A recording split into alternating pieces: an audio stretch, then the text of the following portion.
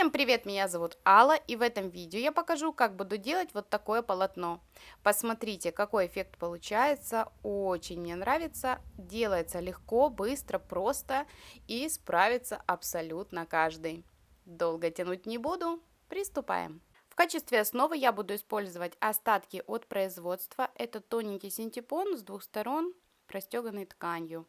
Это не обязательно, можно взять просто любую плотную ткань. Так как это синтепон, прежде чем начать работать, я его проутюживаю. Вот так это получается, то есть уходит объем и остается только плотность. Также я подготовила кусочки джинсовой ткани, выбирала так, чтобы было побольше потертостей, вот такого градиента, в общем, так, чтобы полотно было фактурным. И далее также потребуется клей-карандаш, я буду использовать, это самый обычный, не какой-то специальный для ткани, самый обычный, продается в канцелярии. Начинать можно как с центра, так и с любого края, то есть так, как удобно вам. Вот так я промазываю и приклеиваю. Не так давно у меня было видео, где я показывала, как я собирала полотно в технике ленивый бора, также показала сумку, которая у меня из него получилась. В общем, я очень довольна, мне нравится, но я решила добавить какую-то изюминку, попробовать что-то новое. И, конечно, скажу, что я очень довольна, вот правда. Я такого эффекта даже сама не ожидала. Так как это мое второе полотно в этой технике, я учла некоторые моменты.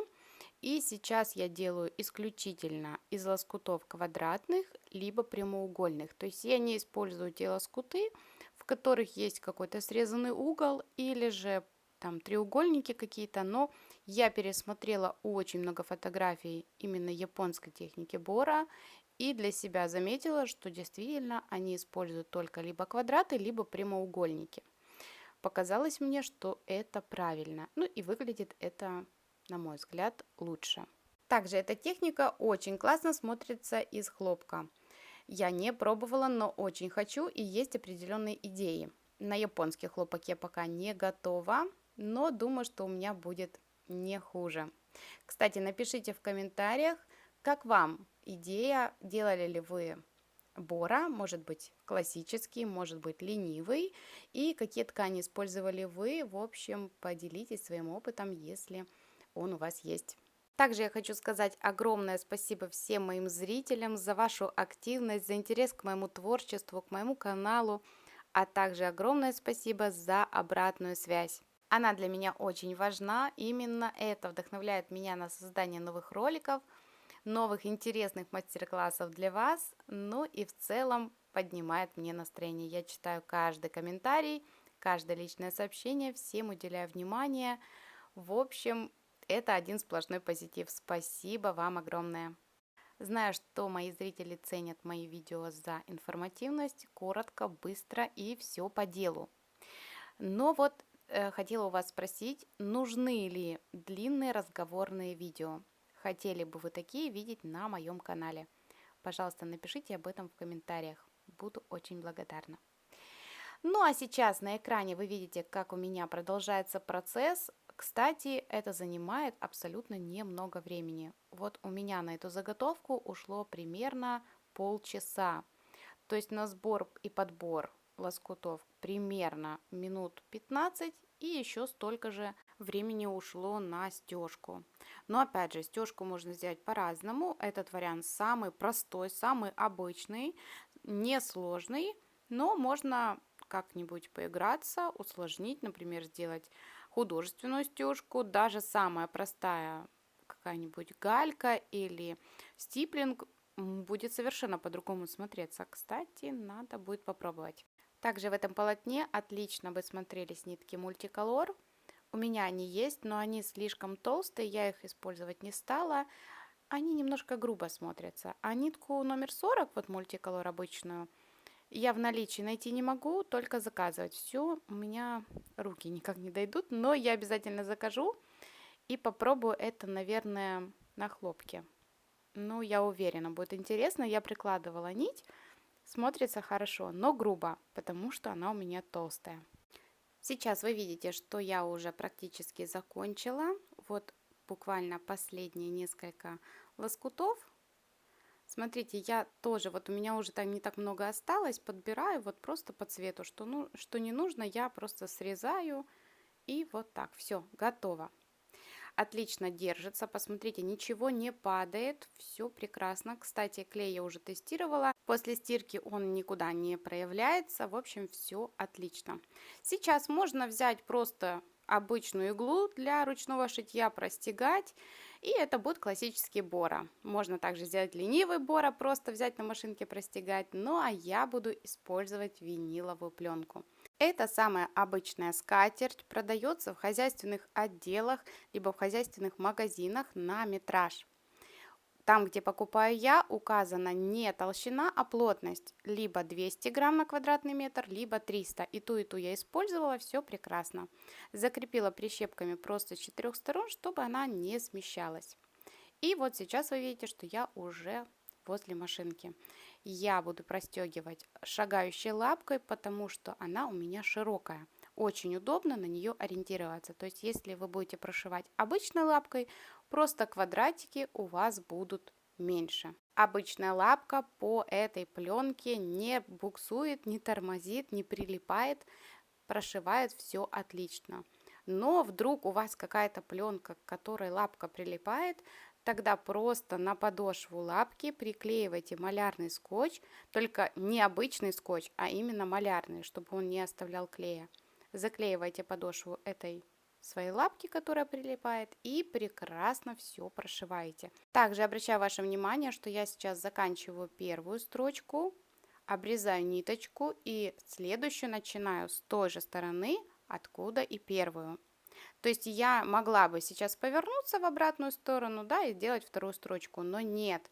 В таком случае пленка будет сдвигаться и, ну, будет некрасиво. Для того, чтобы было все ровно, начинать нужно с одной и той же стороны. Вот смотрите, я просто ориентируюсь на край лапки, на предыдущую строчку и делаю следующую. Длина стежка у меня стоит 2,5, но я потом подумала, что 3 было бы намного выразительнее. Но в целом и так у меня получилось хорошо. Расстояние от иглы до края лапки у меня составляет 1 сантиметр. Но это на шагающей лапке. На обычное расстояние будет меньше.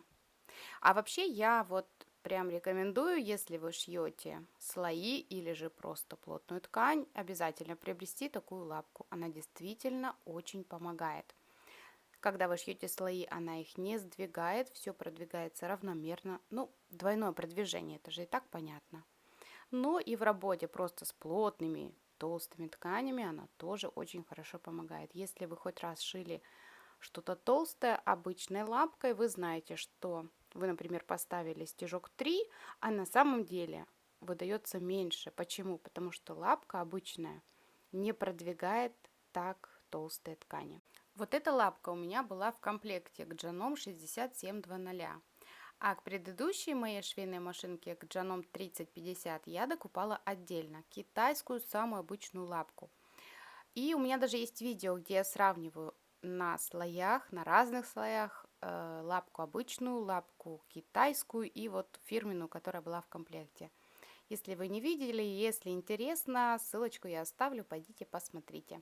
Также хочу обратить ваше внимание на инструкцию к вашей швейной машинке, если у вас есть такая лапка. Или если у вас нет такой лапки, вы приобрели ее отдельно, посмотрите в инструкцию. С этой лапкой нельзя делать декоративные строчки, а также строчки зигзаг. Она предназначена только для прямой строчки. Также для усиленной, но она тоже прямая, то есть когда машинка шьет вперед, назад, вперед.